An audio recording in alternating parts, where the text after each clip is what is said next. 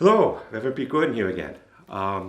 Good to have you here today. We're going to be starting a series of devotionals looking at some of the people in the Bible and Holy Scripture who have disabilities or at least have something that challenges them in some way. And the reason this is really important is that we often look at disabilities as something that's added on to our human experience. And it really isn't. It's part of our human experience. And I think it's important for us to see Scripture as a Scripture for everybody.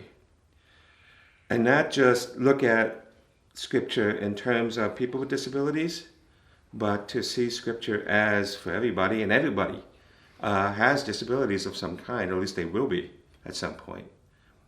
And I think it's important for us to remember that. The reason I named this Jabez Ministries is taken from the story of Jabez that's found in 1 Chronicles 4, verses 9 to 10. Now I'll quickly read that here for you. Now Jabez was more honorable than his brothers. His mother named him Jabez, saying, I gave birth to him in pain. Jabez cried out to the God of Israel, Oh, that you would bless me and enlarge my territories.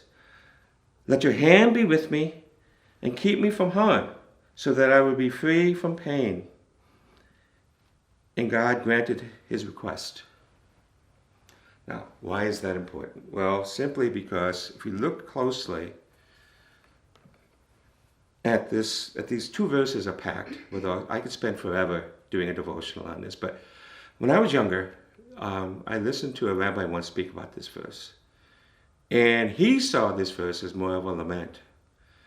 And Jabez was crying out to God. He wasn't asking to be healed. He wasn't asking for whatever it is that caused him pain to be taken away. But because of his honor, he was asking for God, help me. Give me a little bit more property, people around me, so I can take care of myself. Help me live my honor and not be a burden on others, and not cause pain to others, and to keep me from being in pain. And that really kind of struck a chord with me because I was raised with my own disabilities, being deaf and having learning disabilities and processing disorder, that there was a bit of shame there. There was a bit of stigma attached, and there still is. And listening that night to this rabbi talk about this verse kind of lifted me out of that. And ever since that night, I've had a vision in my head of having a kind of ministry of this kind. That wouldn't be one where we can fix you, we can change you, you could be like us. It'd be one that'd be crying out to God, bless us.